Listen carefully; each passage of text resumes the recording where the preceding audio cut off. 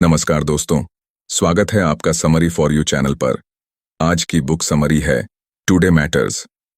क्या आपका दिन बुरा गुजरा है? आपके लिए अच्छा कैसा होता है? ज्यादातर लोग नहीं जानते कि अच्छे दिन को कैसे डिफाइन किया जाए।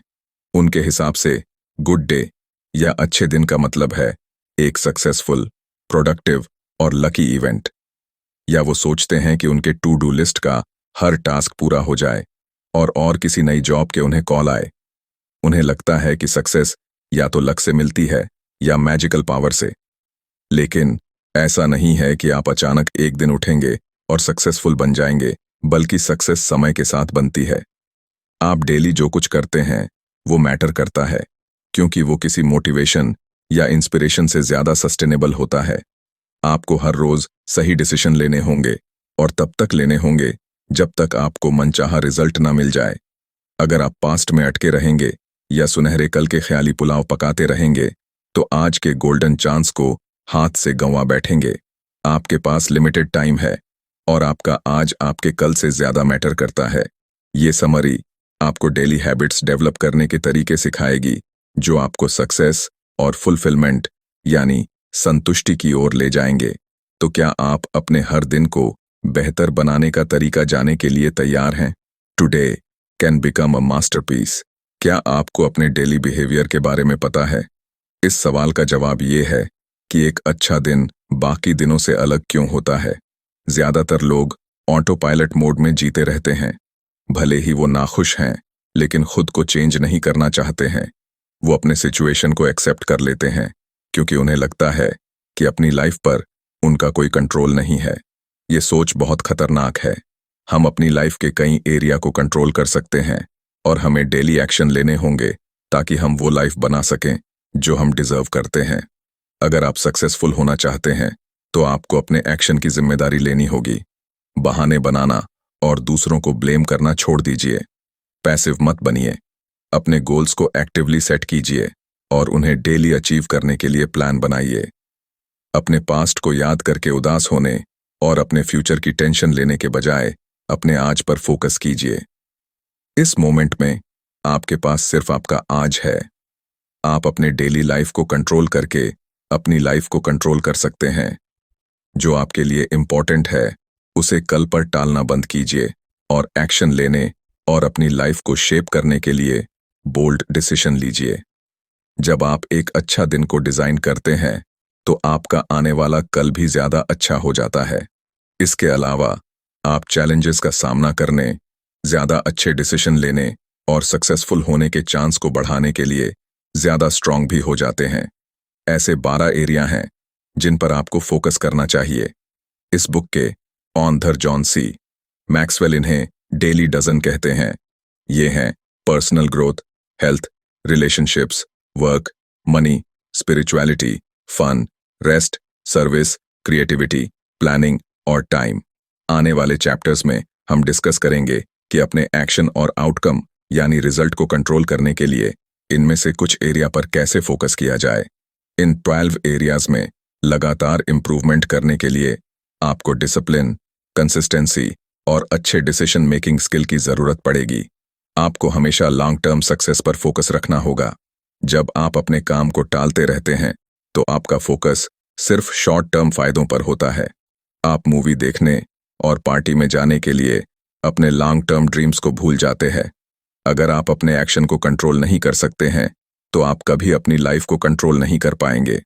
आपकी हैबिट्स आपके डेली एक्शन का नतीजा होते हैं। सही डिसीजन लेने से शुरुआत कीजिए, फिर उस बिहेवियर को तब तक फॉलो करते रहिए जब तक कि वो आपकी रूटीन का हिस्सा ना बन जाए। आप जितने लंबे समय तक डेली वही एक्शन लेते रहेंगे, आपको उतना ही कम रेजिस्टेंस का सामना करना पड़ेगा। इसलिए सब्र रखिए और अपना हर दिन सही तरीके से प्लान कीजिए और चाहे कुछ भी हो जाए, अपनी अच्छी हैबिट्स पर टिके रहिए। Today's attitude gives me possibilities. Negative लोग सक्सेस अचीव कर सकते हैं, पर ये उन्हें वैसी नहीं लगेगी जैसी लगनी चाहिए। जब एक पॉजिटिव इंसान अपने गोल अचीव करता है तो वो अपनी जर्नी और ग्रोथ को सेलिब्रेट करता है। नेगेटिव लोग सिर्फ आउटकम के बारे में सोचते हैं, जबकि पॉजिटिव लोग हमेशा अगले एक्साइटिंग अपॉर्चुनिटी की तलाश में रहते हैं। इसमें आपका एटीट्यूड भी मैटर करता है, क्योंकि ये आपके टास्क के आउटकम को डिसाइड करता है। पॉजिटिव एटीट्यूड के साथ काम करना आपकी प्रोडक्टिविटी, मोटिवेशन और क्रिएटिविटी को बढ़ाता है। इससे आप अपने काम में ज्यादा फोकस्ड और प्रेजेंट होते हैं और नेगेटिव एटीट्यूड वाले इंसान के मुकाबले ज्यादा अच्छा परफॉर्म कर पाते हैं। आपका एटीट्यूड भी इम्पॉर्टेंट है, क्योंकि ये तय करता है कि आप खुद को और दूसरों को कैसे देखते हैं। जब आप पॉजिटिव, कॉन्फिडेंट और प्रोडक्टिव होते हैं, तो लोग भी आपके आसपास रहना पसंद करते हैं। आपकी मौजूदगी उन्हें इंस्पायर करती है। आपके दूसरों के साथ झगड़े भी कम होते हैं और आप अपने वर्क प्लेस में और ज्यादा कोलैबोरेटर्स को अट्रैक्ट कर पाते हैं। अच्छे दिन का पहला कंपोनेंट है अच्छा एटीट्यूड। अपना खराब एटीट्यूड को बदलने के लिए आपको कुछ स्टेप्स फॉलो करने होंगे। फर्स्ट, आपको अपने नेगेटिव थॉट्स को पहचानना होगा। आप जिस तरह से सोचते हो, वही आपका बिहेवियर बन जाता है। जब आपके थॉट्स पॉजिटिव होते हैं, तो आपका अपनी लाइफ, दूसरों और खुद को लेकर जो सोच है, वो भी पॉजिटिव हो जाता है। सेकंड, आपको फैक्ट्स को ढूंढकर अपने नेगेटिव थॉट्स को चैलेंज करना होगा। कई बार हमारे बिलीफ्स झूठ होते हैं। अगर हम अपने गलत बिलीफ्स पर सवाल उठाएंगे और सच्चा फीडबैक लेंगे, तो हम अपना एटीट्यूड बदल सकते हैं। जैसे एग्जाम्पल के लिए, अगर आप मानते हैं कि जिंदगी बेहद मुश्किल है, तो आपको रोजमर्रा की उन चीजों के बारे में सोचना चाहिए जिनके लिए आप शुक्रगुजार हैं। ग्रैटिट्यूड आपको अपनी लाइफ की पॉजिटिव चीजों पर फोकस करने और नेगेटिव चीजों को इग्नोर करने में हेल्प करेगा। थर्ड, आपको ये पता करना होगा कि आपको क्या और कौन खुशी देता है। अपनी लाइफ में पॉजिटिव हॉबीज और लोगों को जगह दीजिए। पॉजिटिविटी बहुत जल्दी फैलती है, इसलिए पॉजिटिव लोगों और चीजों के आसपास रहने से आपका मूड बदल जाएगा और आपका एटीट्यूड भी इंप्रूव होगा। फाइनली, अपने बिहेवियर को रेगुलर बेसिस पर चेक करते रहिए और उसे इंप्रूव कीजिए। लगातार उन एरियाज को चेक करते रहिए जहां आपको इंप्रूवमेंट करने की जरूरत है और सही एडजस्टमेंट करने का प्लान बनाइए। अगर आपका फोकस कम हो रहा है, तो ये पता कीजिए कि क्या चीज आपको डिस्ट्रैक्ट करती है और उन्हें धीरे धीरे हटाने की कोशिश कीजिए। खुद को वापस नेगेटिव बबल में मत जाने दीजिए। अपने बिहेवियर को मॉनिटर, इवैल्यूएट और चेंज करते रहिए। आप सक्सेसफुल और नेगेटिव हो सकते हैं, लेकिन फिर आप जिंदगी की खुशियों से महरूम हो जाएंगे। तो आप किस तरह की सक्सेस पाना चाहेंगे? खुशियों से भरपूर या दुख भरी सक्सेस? अपने एटीट्यूड को कंट्रोल करके आप अपने आउटकम को कंट्रोल कर सकते हैं। Today's priorities give me focus. ज्यादातर लोग काम से परेशान रहते हैं। जो लोग जानते हैं कि अपनी प्रायोरिटीज कैसे सेट करनी है, वो ज्यादा फोकस्ड रहते हैं और ज्यादा अचीव करते हैं। जो फ्लो के साथ जाते हैं और अपनी प्रायोरिटीज नहीं जानते, उनका अपनी लाइफ पर कोई कंट्रोल नहीं होता है। वो कुछ भी अचीव नहीं कर पाते हैं और वक्त की कमी का रोना रोते रहते हैं। हम सबके पास सिर्फ 24 घंटे होते हैं और हम सबके ऊपर जिम्मेदारियां भी हैं। आप अपना टाइम कैसे मैनेज करेंगे, ये तय करता है कि आपका दिन कैसा गुजरेगा। आपको सोच समझकर डिसाइड करना होगा कि आप पहले क्या करेंगे, उसके बाद क्या करेंगे, किन कामों को इग्नोर करेंगे और किन कामों को डेलीगेट करेंगे, यानी दूसरों को करने के लिए देंगे। आप सुपर ह्यूमन नहीं हैं और सब कुछ अकेले करने की कोशिश करेंगे तो फेल हो जाएंगे। अपने टाइम को ऐसे मैनेज करें जैसे आप पैसे को करते हैं। हम अपना एक एक पैसा सोच समझकर खर्च करते हैं और घंटों का कोई हिसाब नहीं रखते जो हम सोशल मीडिया पर वेस्ट कर देते हैं। टाइम पैसे से ज्यादा इंपॉर्टेंट है, क्योंकि एक बार जो टाइम आपने वेस्ट किया, वो कभी वापस नहीं आएगा। पैसा हमेशा कमाया जा सकता है, पर टाइम नहीं। आप सिर्फ इस चीज को कंट्रोल कर सकते हैं कि आप अपने दिन का हर घंटा कैसे बिताएंगे, ताकि आपकी प्रोडक्टिविटी और फोकस को ज्यादा से ज्यादा बढ़ाया जा सके। इसके लिए आप परेटो प्रिंसिपल या 80-20 रूल को अप्लाई कर सकते हो। ये प्रिंसिपल बताता है कि सबसे क्रिटिकल या इम्पोर्टेंट 20% टास्क पर फोकस करके आप 80% डिजायर्ड आउटकम यानी मनचाहा रिजल्ट पा सकते हैं। सक्सेस का सीक्रेट ये जानना है कि आपकी प्रायोरिटीज क्या हैं और उन्हें डेली फिनिश करने के लिए आपको डेली टाइम को ब्लॉक करके रखना होगा। आप 5 सिंपल स्टेप्स को फॉलो करके अपनी प्रायोरिटीज को मैनेज कर सकते हैं। फर्स्ट, डेली अपनी प्रायोरिटीज को इवैल्यूएट करो। आपकी प्रायोरिटीज आपके हालात के हिसाब से बदल सकती हैं। इन्हें लगातार इवैल्यूएट किए बिना हो सकता है कि आप किसी ऐसी चीज पर फोकस कर रहे हों जो आपकी लाइफ में अब इम्पोर्टेंट नहीं रह गया है। सेकंड, अपने टाइम को इफेक्टिवली प्लान करो। एक सिस्टम बनाओ जो गोल्स सेट करना, प्रायोरिटीज चूज करना, टास्क को प्लान करना और प्रोग्रेस को इवैल्यूएट करना जैसी चीजों को सिंपल बना दे। थर्ड, अपना डे प्लान करने के बाद आपको अपना प्लान फॉलो करना होगा। इसकी शुरुआत आप अपने इम्पॉर्टेंट टास्क को सबसे पहले फिनिश करके कर सकते हैं।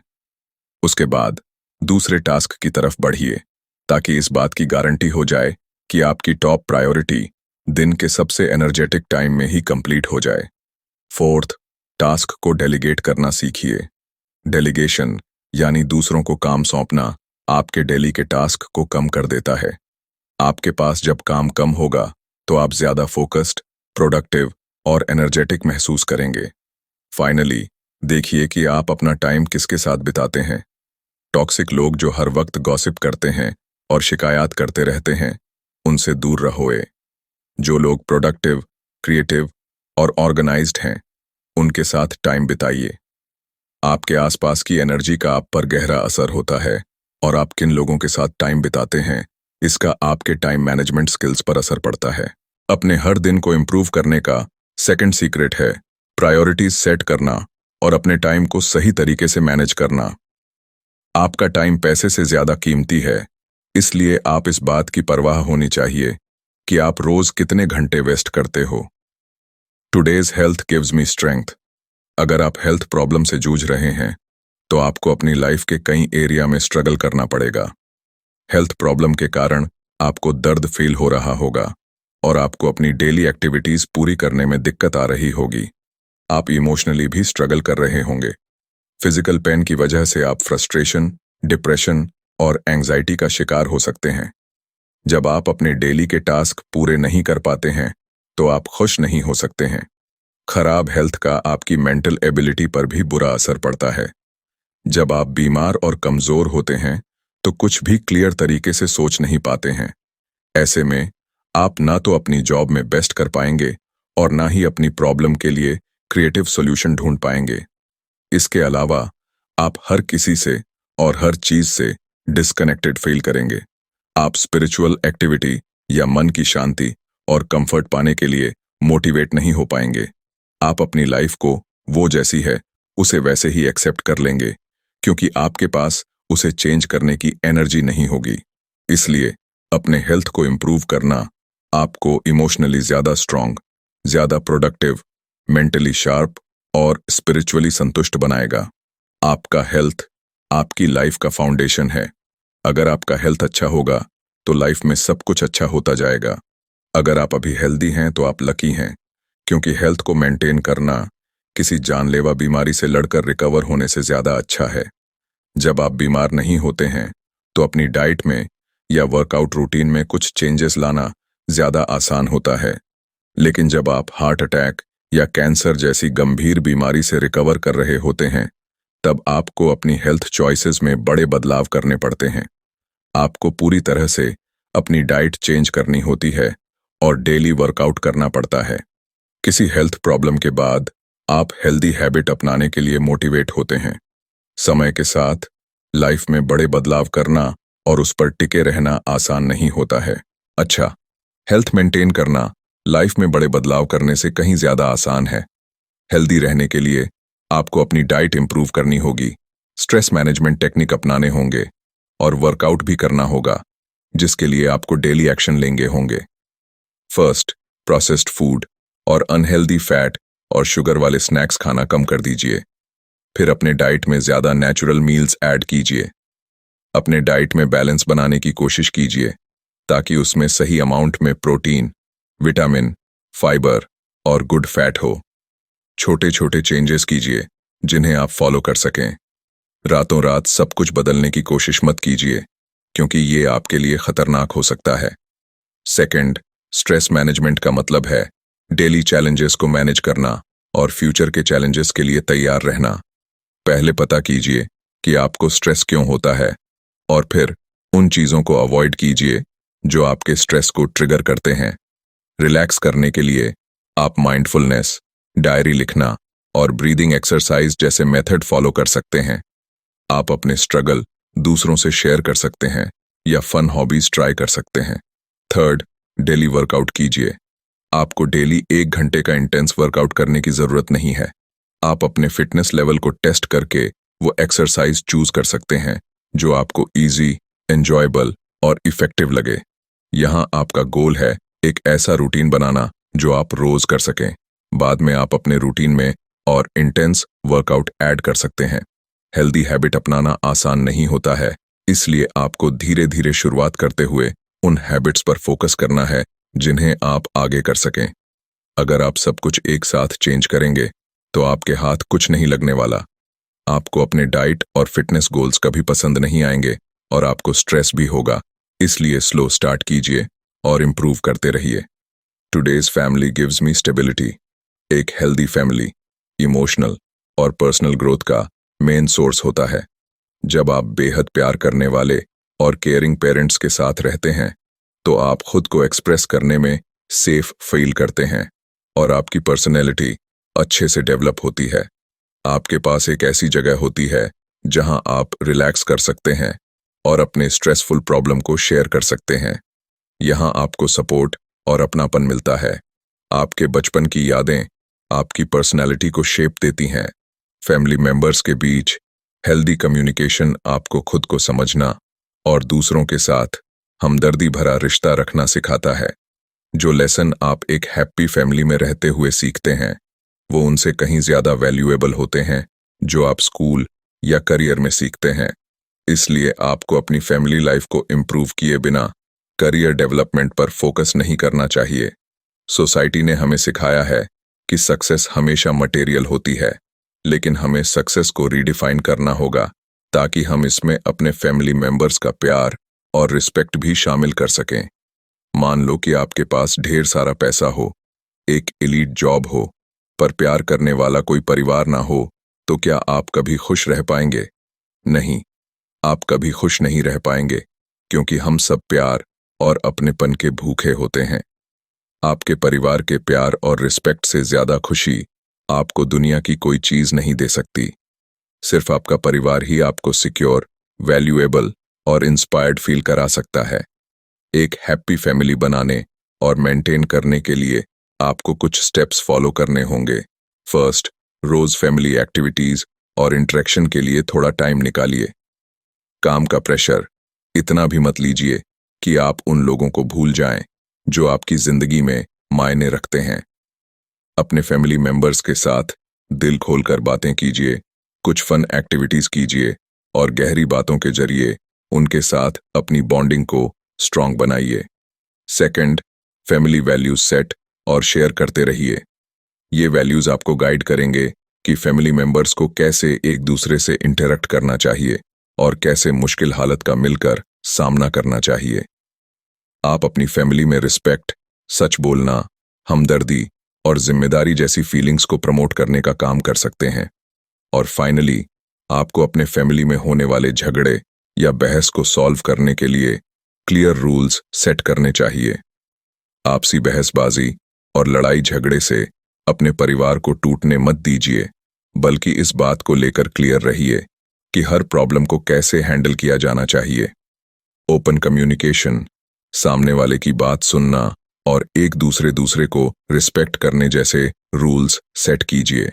अगर आप एक दूसरे के ओपिनियन और एफर्ट को नर्चर करेंगे तो ये आपके आपसी झगड़ा भी आपकी फैमिली को स्ट्रांग बना सकता है। इस बारे में आपका क्या सोचना है? आपके लिए सक्सेस का क्या मतलब है? अगर आप फैमिली से ज्यादा करियर को अहमियत देंगे तो आपको कभी कोई चीज खुश या संतुष्ट नहीं कर पाएगी। आपको इनमें बैलेंस बनाकर चलना होगा।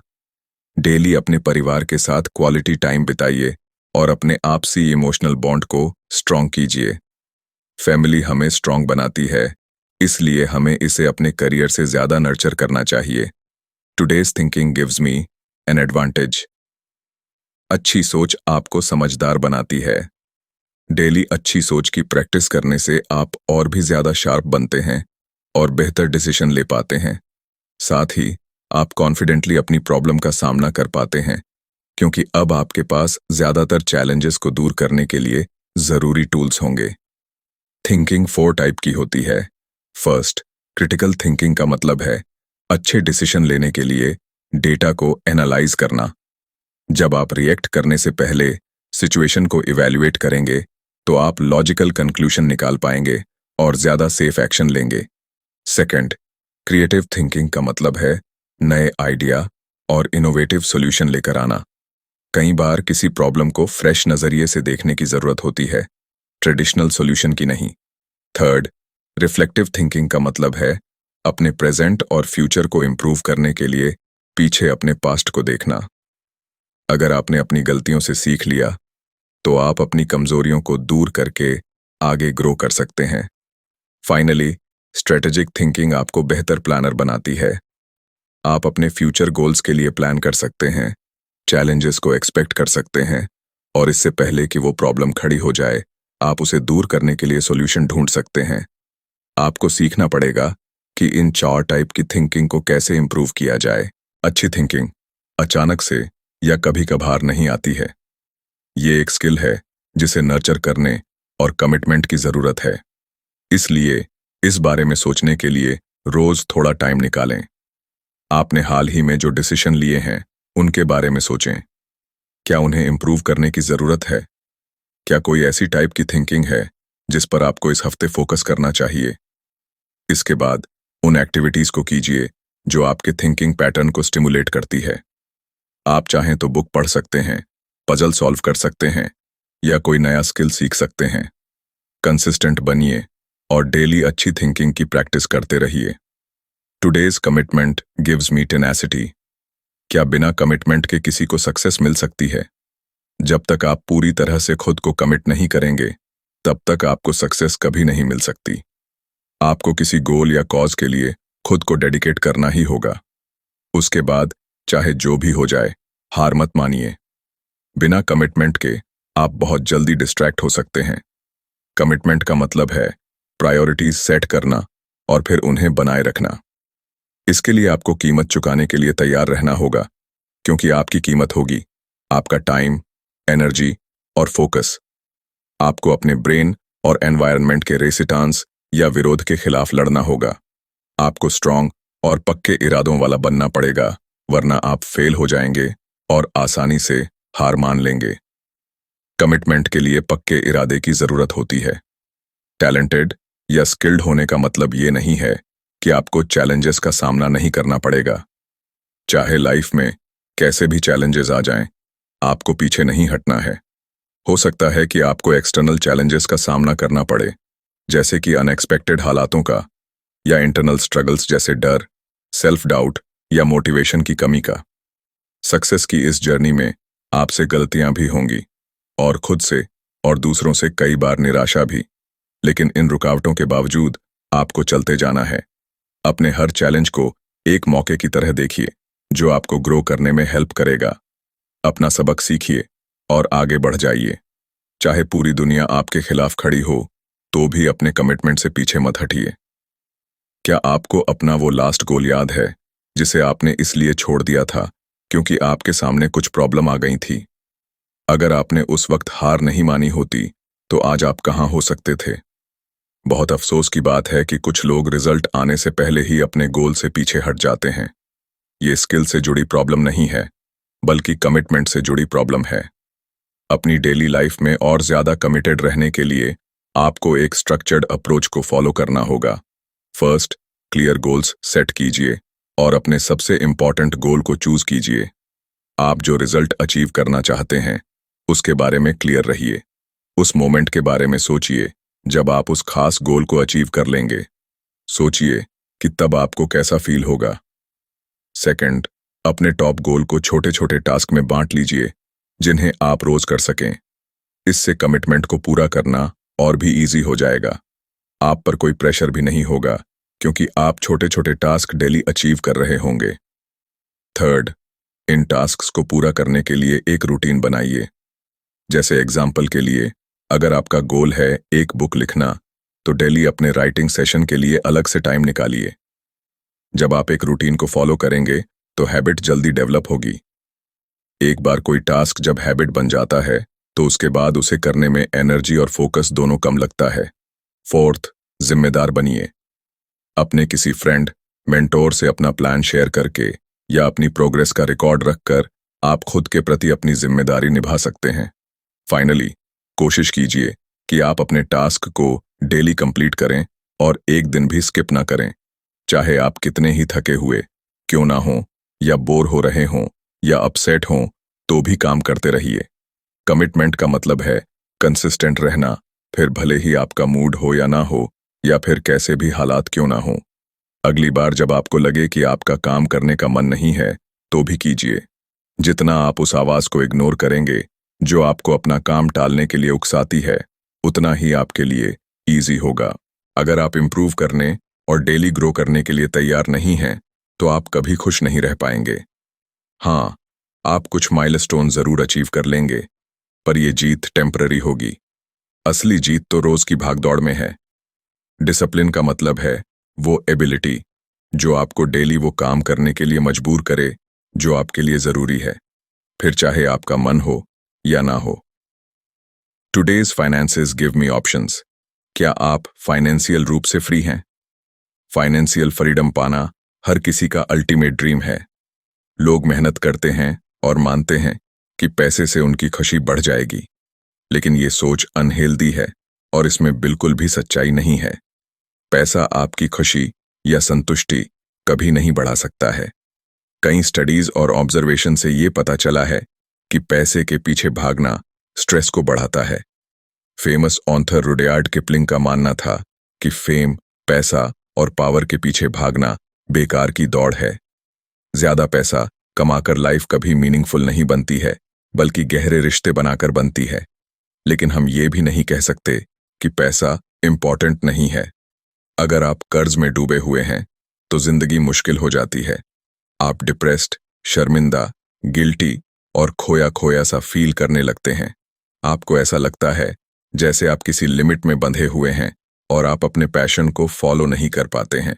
आप बस ज्यादा से ज्यादा काम करते हैं और आपका फोकस सिर्फ एक गोल पर होता है, और वो है अपना कर्ज उतारना। यही वजह है कि मनी मैनेजमेंट एक इम्पोर्टेंट स्किल है। अपने मेंटल हेल्थ को बचाने के लिए और खुशहाल जिंदगी जीने के लिए फाइनेंशियल कमिटमेंट का होना जरूरी है। क्या आपके पास कोई रिटायरमेंट प्लान है, या फिर आपका 70 की उम्र तक काम करने का इरादा है? अगर आपने अपने रिटायरमेंट के लिए पैसा सेव नहीं किया है, सेफ एसेट में इन्वेस्ट नहीं किया है, और आप अपने फाइनेंस को डेली मैनेज नहीं करते हैं, तो आप जिंदगी भर अपने जॉब के गुलाम बने रहेंगे। आप कभी भी ट्रैवल, रेस्ट या अपने करीबी लोगों के साथ वेकेशन पर जाने के लिए फ्री नहीं हो पाएंगे। आपको खुश रहने के लिए ज्यादा पैसा नहीं चाहिए, लेकिन इतना पैसा जरूर चाहिए कि आपको स्टेबिलिटी और फ्रीडम मिल सके। कुछ स्टेप्स फॉलो करके आप अपने फाइनेंस को मैनेज कर सकते हैं। सबसे पहले तो अपनी अर्निंग यानी कमाई को बढ़ाने की कोशिश कीजिए। इसका मतलब ये नहीं है कि आप हद से ज्यादा काम करें या अपने करियर को बढ़ाना अपना नंबर 1 गोल बना लें, लेकिन आपको अपनी स्किल्स इंप्रूव करने और अपनी इनकम को बढ़ाने के लिए स्मार्ट होना पड़ेगा। सेकंड, हर रोज शुक्रिया अदा करें।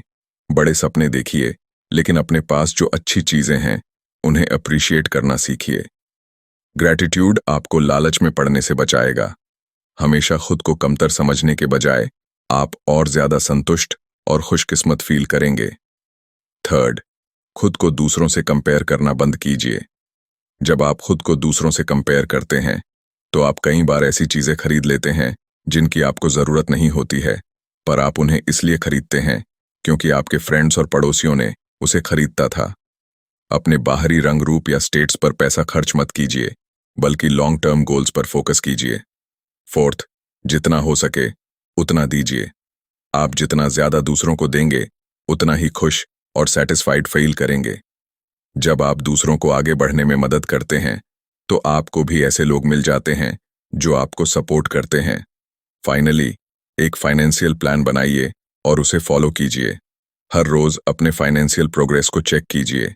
एक क्लियर स्ट्रेटजी बनाइए और अपने फाइनेंस को अपने कंट्रोल में रखिए। उसे आपको कंट्रोल मत करने दीजिए। सुज ओरमैन, सूज ओरमन की फाइनेंशियल जर्नी बेहद दिलचस्प रही है।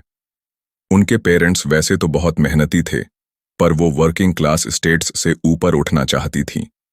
एक वेट्रेस के तौर पर काम करने के बजाय वो अपना खुद का रेस्टोरेंट खोलने का सपना देखती थी। फिर एक लॉयल कस्टमर ने उन्हें अपना बिजनेस स्टार्ट करने के लिए $50,000 ऑफर किए, लेकिन सुज ने वो पैसा एक ब्रोकर को इन्वेस्ट करने के लिए दिया, जो कुछ टाइम बाद उनका सारा पैसा लेकर कहीं गायब हो गया।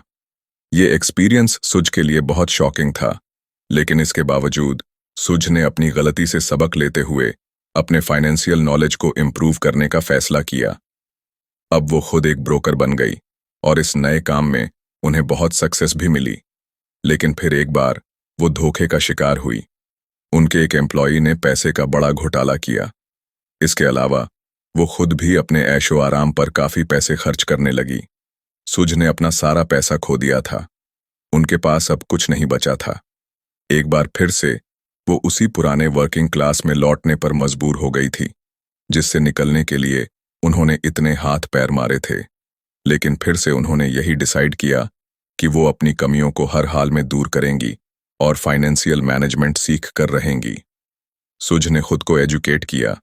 जो कुछ उन्होंने अपनी कम्युनिटी से पाया था वो वापस लौट आया और फाइनेंशियल मैनेजमेंट और फ्रीडम के बारे में बेस्ट सेलिंग बुक्स भी लिखी। सुज फिर से सक्सेसफुल बनी, लेकिन इस बार उनकी लाइफ पहले से बहुत सिंपल थी। इस बार वो पैसों के पीछे नहीं, बल्कि फुलफिलमेंट यानी संतुष्टि के पीछे भाग रही थी। ऐसा करने में उन्होंने दूसरों की भी मदद की, ताकि वो भी ऊपर उठ सकें और अपने फाइनेंशियल सिचुएशन को इम्प्रूव कर सकें। यानी अगर आप अपने फाइनेंशियल स्ट्रगल के गुलाम बने रहना चाहते हैं, तो बगैर सोचे समझे खर्च करते रहिए और अपने फाइनेंस को मैनेज करने की कोशिश मत कीजिए। लेकिन अगर आप फ्रीडम, फुलफिलमेंट और स्टेबिलिटी चाहते हैं, तो आपको डेली अपनी मनी स्किल्स को इम्प्रूव करने पर काम करना होगा। अगर आप अपने फाइनेंशियल ग्रोथ के प्रति कमिटेड रहेंगे तो एक आज़ाद जिंदगी जी सकेंगे। तो दोस्तों, ये थी आज की बुक समरी। आपको ये समरी कैसी लगी और कौन सा पॉइंट सबसे ज्यादा अच्छा लगा, ये हमें कमेंट में जरूर बताइएगा। तब तक रखिए अपना बेहतर ख्याल और सुनते रहिए समरी फॉर यू। जय हिंद, जय भारत,